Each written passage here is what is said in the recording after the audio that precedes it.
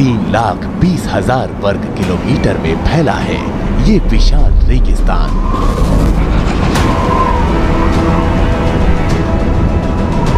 हर कोई तो इसकी आगोश में है यहाँ। दिन हो या रात, यहाँ नई संभावनाएं और खतरे साथ साथ चलते हैं।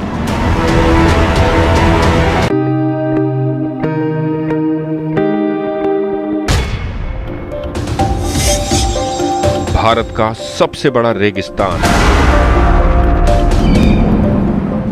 अपने 3,20,000 वर्ग किलोमीटर के दायरे में समेटे बैठा है सैकड़ों गांवों और कस्बों को। यहाँ खूबसूरती भी है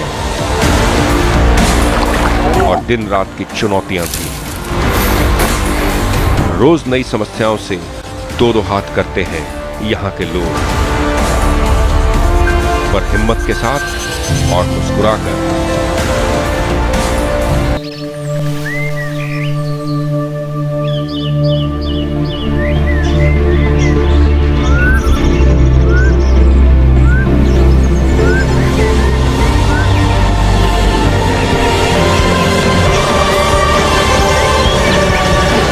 राजस्थान की सुबह।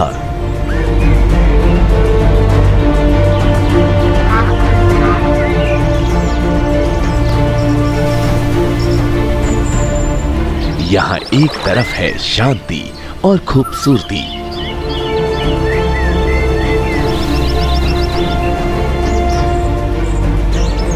तो दूसरी तरफ है वही शोर शराबा और चिल्लपौं जो देश के हर शहर की पहचान बन चुके हैं। इन सब से राजस्थान भी अछूता नहीं है।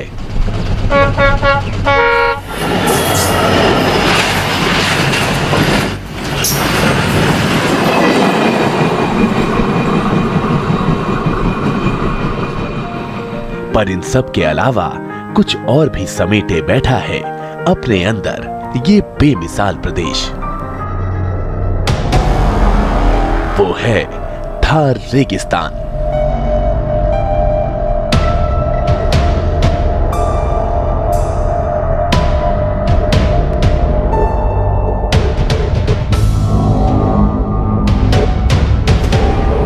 भारत का सबसे बड़ा रेगिस्तान।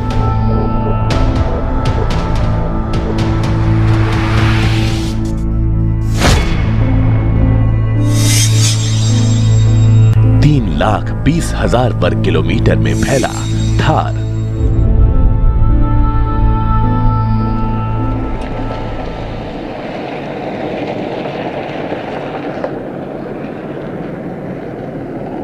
और इस थार में ही बसे हैं कितने ही छोटे बड़े शहर, कस्बे और गांव।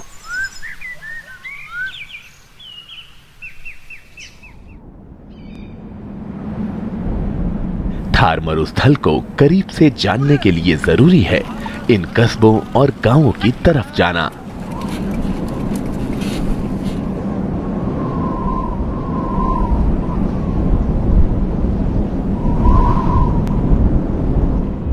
मीलों मीलों तक फैले रेत के टीलों के बीच जिंदगी कैसे गुजारी जाती है, वो यहीं आकर पता चलता है।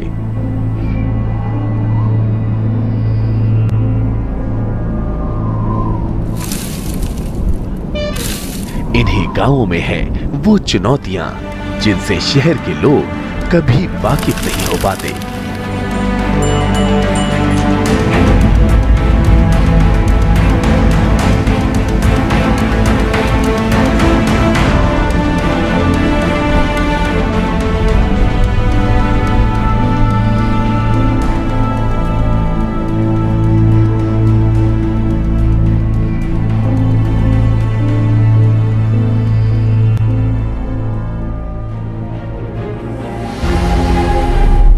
सौ से ज्यादा साल हो गए हैं बीकानेर को बसे हुए।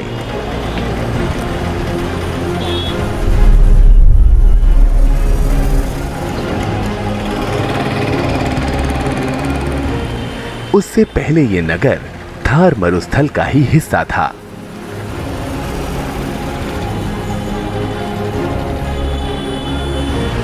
पहली नजर में बीकानेर किसी और शहर जैसा ही दिखेगा।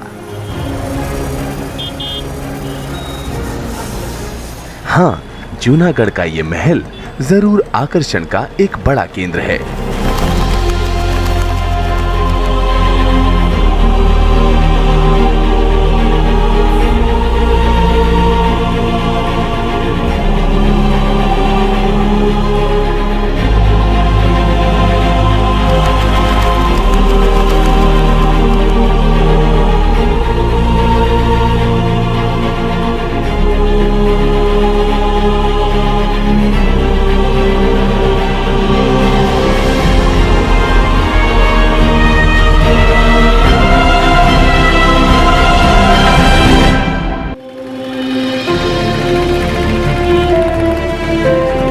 पर बीकानेर शहर की असली पहचान कहीं और छिपी है, इसके इन तंग गलियों में।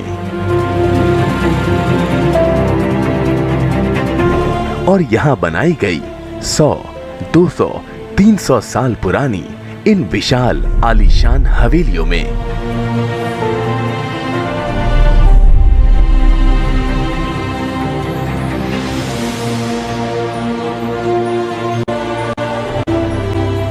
ऐसी 1000 से ज्यादा हवेलियां यहाँ मौजूद हैं और ज्यादातर वीरान पड़ी हैं। शायद थार रेगिस्तान की प्रचंडता को इनमें रहने वाले लोग झेल नहीं पाए और चले गए इन हवेलियों को छोड़कर बड़े शहरों की तरफ।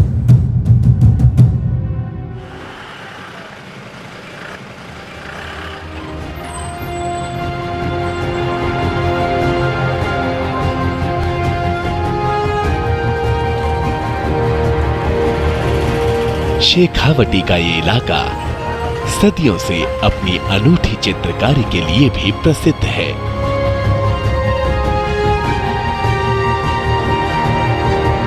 इन हवेलियों में आज भी जिंदा हैं न मालूम कितने गुमनाम चित्रकारों की ये कलाकृतियां।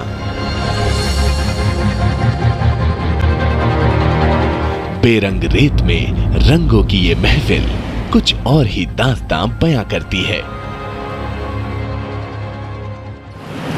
कैसा रहा होगा बीकानेर 500 साल पहले, ये जानना मुश्किल नहीं है।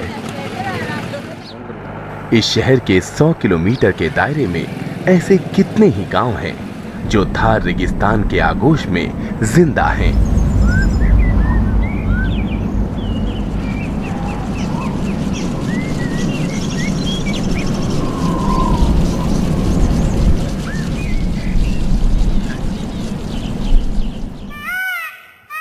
ऐसा ही एक गांव है कतरियासर।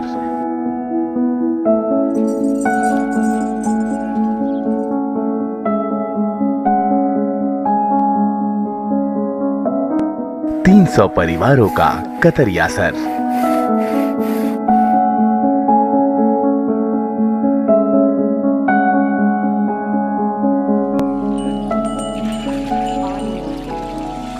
यहाँ आने पर ऐसा ही लगेगा मानो आप 500 साल पुराने राजस्थान में पहुंच गए हैं।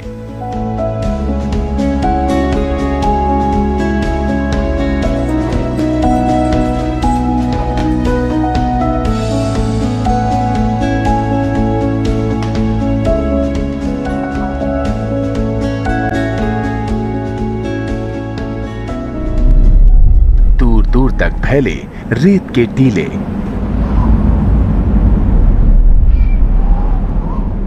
और हर वक्त की चुनौतियों से दो दो हाथ करते यहाँ के लोग।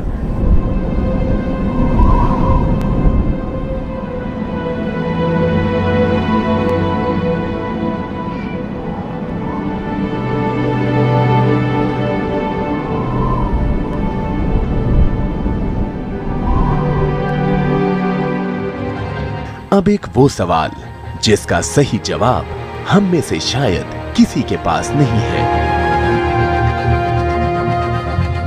क्या थार रेगिस्तान फैल रहा है?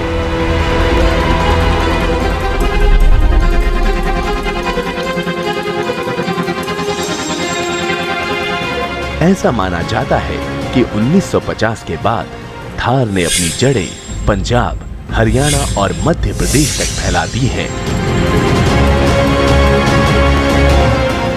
अगर ये सही है तो एक बात तो तय है, कभी ना कभी कई और बड़े शहरों को मरुस्थल की रेत अपने कब्जे में ले लेगी। इस प्रक्रिया में ग्लोबल वार्मिंग रेगिस्तान की सबसे बड़ी सहायक साबित होगी।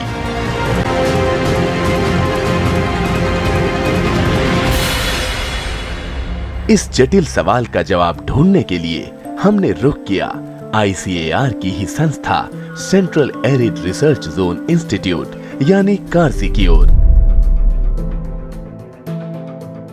भारत के तमाम शुष्क इलाकों में कितने ही नए प्रयोग कर रहा है कार्सी।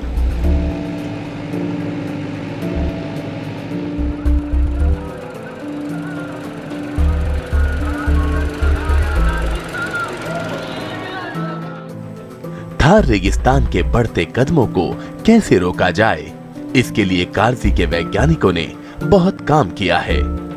मसलन इन रेत के टीलों के आसपास वनस्पति उगाना,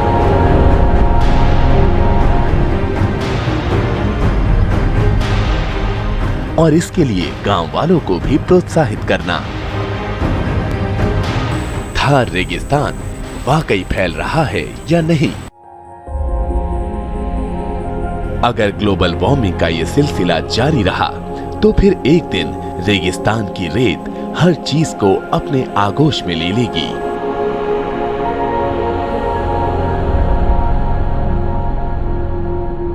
इसका एक छोटा सा नमूना दिख रहा है इस सड़क पर।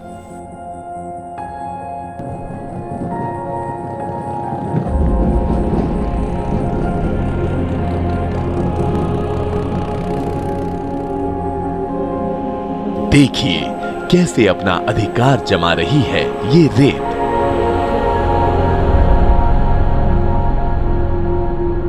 अगर इसकी चले तो ये सड़क के अस्तित्व को ही मिटा दे।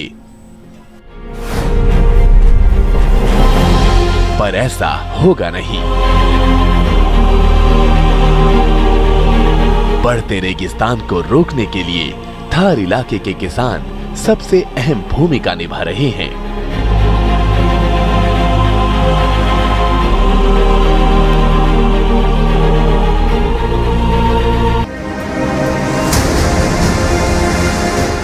और ये है सिक्के का दूसरा पहलू, वो तस्वीर जो बताती है कि इंसान अगर चाहे तो क्या कुछ नहीं हो सकता।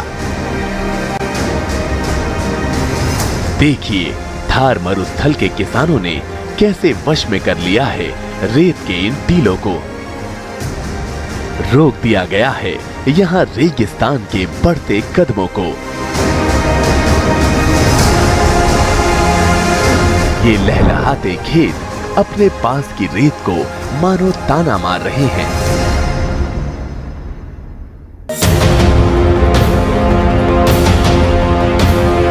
कहानी अभी खत्म नहीं हुई है। चुनौती की अगली कड़ी में आपको मिलवाएंगे उनसे जो आज भी थार मरुस्थल से दो दो हाथ कर रहे हैं। पेट भरे और क्या कर, बरसात नहीं तो दाना पोवे नहीं, घास फूस पोवे नहीं। कई तरह की आवाजें उठती हैं इस बेरहम रेगिस्तान से। साथ ही बात करेंगे रेत के जहाज की। सदियों से ऊंट राजस्थान की शान रहा है, पर आज ये अपने वजूद की लड़ाई लड़ रहा है। इसको खतरा थार रेगिस्तान से नहीं कहीं और से है।